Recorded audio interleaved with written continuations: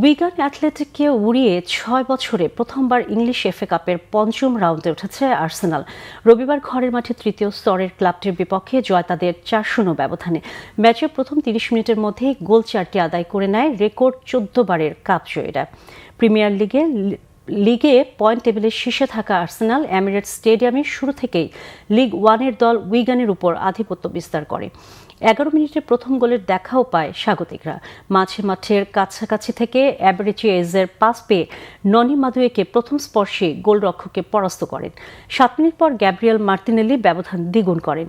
এজের দারুণ অ্যাসিস্ট থেকে নিখুঁত শটে বল জালে পাঠান ব্রাজিলিয়ান ফরওয়ার্ড। ২৩ মিনিটে উইগানের আত্মঘাতী গোলে ব্যবধান আরও বাড়িয়ে নেয় স্বাগতিকরা। বুকাও সাকা ও মাদুয়েকের চমৎকার বোঝাপড়া রুখে দিতে গিয়ে নিজেদের জালে বল পাঠান জ্যাক হান্টার। ৩ মিনিট পর ক্রিশ্চিয়ান নরগার্ডের সহায়তায় দলের চতুর্থ গোলটি করেন ব্রাজিলিয়ান ফরওয়ার্ড গ্যাব্রিয়েল জেসুস।